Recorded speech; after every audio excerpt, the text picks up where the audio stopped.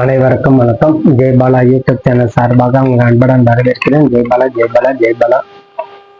சர்வமங்கல மாங்கல்யே சிவே சர்வாக் பிரசாதகே சரணியே திரம்பகே கௌரி நாராயணி நமஸ்தே. ஆதித்யாய சோமாய மங்களாய புதாயஷ குரு சுக்கர சனிதேச்ச ராகவே கேதுவே நமோ நமக. நவகிரகத்தினுடைய நல்ல ஆசையுடன் பாலத்தரசனுடைய திருவருளால் முருகப்பெருமான் ஆசை கொண்டு சிம்ம ராசிக்கு 15/3/2026 முதல் 21/3/2026 வரைக்கும் உண்டான சிம்ம ராசிக்கு உண்டான பலம். உங்க ராசிநாதன் 8ஆம் இடத்துல அமர்ந்து பாக்கியத்தை கெடுக்கிறார், சுகத்தை கெடுக்கிறார், கவலைகள் பிறக்க வைக்கிறார், மனக்குழப்பத்தை கொடுக்கிறார். அஷ்டம சனி காலம். நம்ம என்ன செய்யறது, நேரம் சரியில்லைன்னு சொல்லும் போது நம்மளுக்கு அத்தனை நிக்குது, அவர் சொல்றதும் நம்ம செய்யறதும் சரியா இருக்குது அப்படின்னா நினைக்க கூடாது. 7ஆம் இடத்துல இருக்கக்கூடிய கிரகம் உங்களுக்கு பக்க பலமாக இருக்கும். குரு பகவான் உங்கள் லாபஸ்தானத்துல இருந்து கொஞ்சம் வழி நடத்துவார். ஆகவே அஷ்டமத்துல அமர்ந்து இருக்கக்கூடிய கிரகம் உங்க ராசிநாதன், லாபாதிபதி சொல்லக்கூடிய கிரகம் சொல்லக்கூடிய புதன் 7ஆம் இடத்துல, 3க்கும் 10ஆம் அதிபதி சொல்லக்கூடிய சுக்கிரன் 8ஆம் இடத்துல. ஆகவே இத்தனையும் சேர்ந்து இருப்பது என்ன செய்வது, திருமணம் கூடும். திருமணத்துக்கு உண்டான விஷயங்கள் கைமேல் பலன் கொடுக்கும். இப்ப இப்படி 7ஆம் அதிபதி சொல்லக்கூடிய சனி 8ஆம் இடத்துல இருக்கிறார். அஷ்டம சனி காலம், திருமணம் செய்யலாமா? இப்ப ஜாதக ரீதி ஆராயணும். ஒரு இளம் வயது மக நட்சத்திரம் பிறந்திருந்தால் சுக்கிரன் அல்லது சூரிய புத்தி திசை நடக்கும். பூர நட்சத்திரம் பிறந்திருந்தால் சந்திர திசை நடக்கும். உத்திர நட்சத்திரம் பிறந்தவங்களுக்கு செவ்வாய் அல்லது ராகு திசையில இருப்பீங்க. அப்ப ராகு 7ஆம் இடத்துல இருக்கும்போது திருமணத்தை தடை செய்ய மாட்டார். ராகு திசை ராகு புத்தி நடக்குதுன்னா திருமணத்துக்கு உண்டான வேலை நடக்கும். அதனால ஒவ்வொரு ராசி நட்சத்திரம் அந்தந்த வயதுக்கு ஏற்றபடி நம்மளுக்கு காலப்போக்கில் நடக்கக்கூடிய தன்மை வரும்போது 2 வருடம் நம்மளுக்கு சரியில்லை, அதுக்காண்டி திருமணமே செய்யாமல் இருக்கலாமான்னு அப்படிலாம் கிடையாது. நம்ம ஜாதகத்துல நல்ல திசை நல்ல புத்தி நடக்குதுன்னா திருமணத்துக்கு நல்ல முயற்சி மேற்கொள்ளலாம். அதே மே மாசம் 26ஆம் தேதி குரு பயிற்சி வரை உங்களுக்கு நன்மை உண்டாகும். ஆகவே இந்த வாரம், இந்த மாதம், அடுத்த மாதம் மே மாதத்துக்குள்ள நிச்சயதார்த்தத்துக்கு உண்டான நாள் குறிக்கக்கூடிய தன்மை உங்களுக்கு கொடுக்கும். ஆகவே சிம்ம ராசிக்கு 5க்கும் 8ஆம் அதிபதி சொல்லக்கூடிய குரு 11ஆம் இடத்துல அமர்ந்து கேது பார்வை சார்ந்து இருப்பது அம்பிகை துணை எங்களுக்கு வேணும்.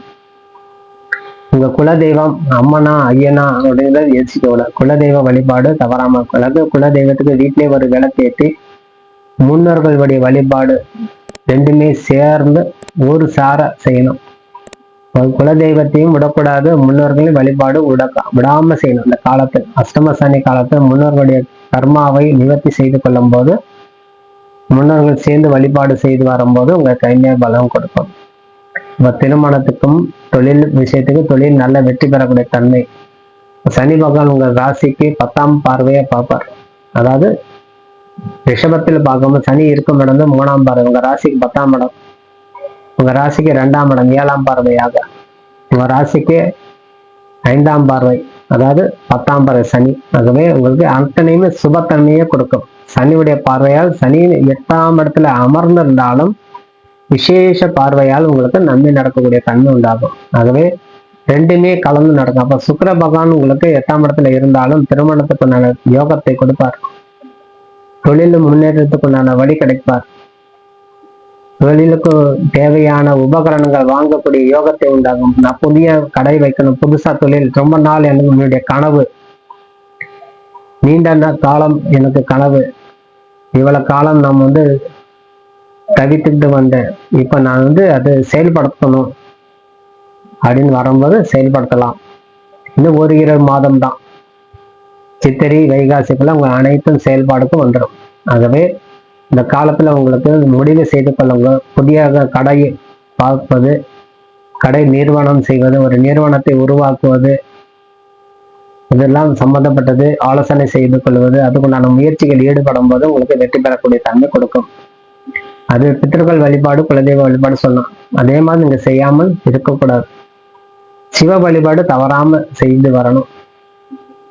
இந்த வாரத்துல உங்களுக்கு கடைசி வாரம் முடியுற நேரம் உங்களுக்கு சந்திராஷ்டம காலம்.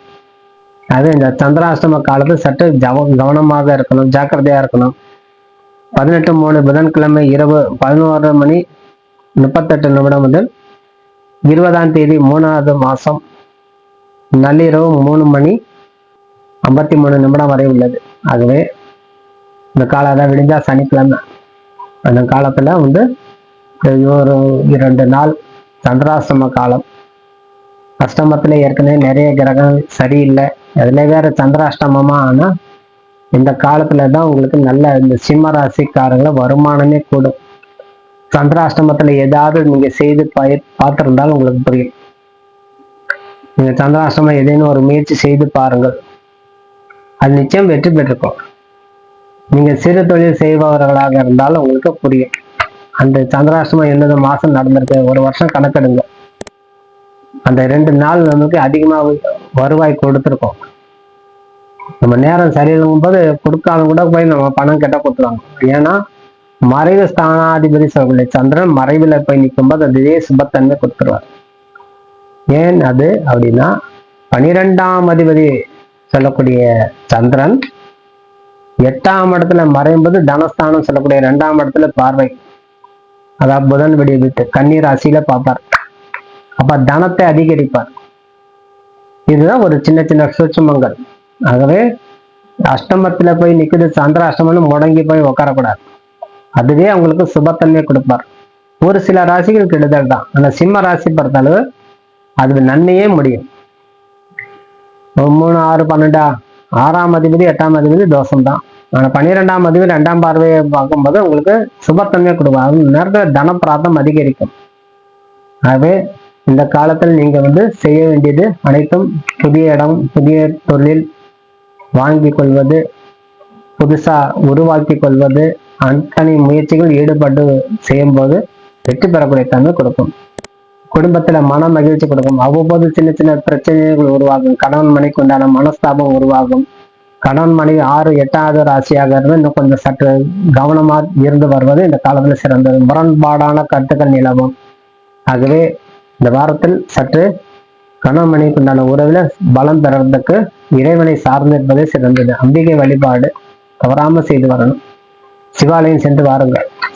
சிவசிவா சிவசிவா அப்படின்னு சிவனை நம்புங்க. மங்களத்தை வாரி வழங்கக்கூடிய அம்பிகை வழிபாடு செய்து பாருங்க. துர்காதேவி வழிபாடு, அது போன்ற தெய்வத்தை வழி செய்யும் போது நவகிரக தோஷம் கொஞ்சம் குறைவாகவே வேலை செய்யும். ஆகவே சற்று இந்த சிம்ம ராசிக்காரர்கள் வெற்றி பெற்று வாழணும். நம்ம என்ன செய்யறது அப்படிங்கும்போது செவ்வாய் பகவான் உங்களுக்கு 7ஆம் இடத்துல ராகுட கூடி புதன் சேர்ந்து 2ஆம் அதிபதி சேர்ந்து இருப்பது நிறைய வெளியூர் வெளிநாடு சம்பந்தப்பட்ட விஷயங்கள் நம்மளுக்கு நடக்கக்கூடிய தன்மை கொடுத்துருவார். தானாவே வெற்றி வெற்றி வெற்றி தான்.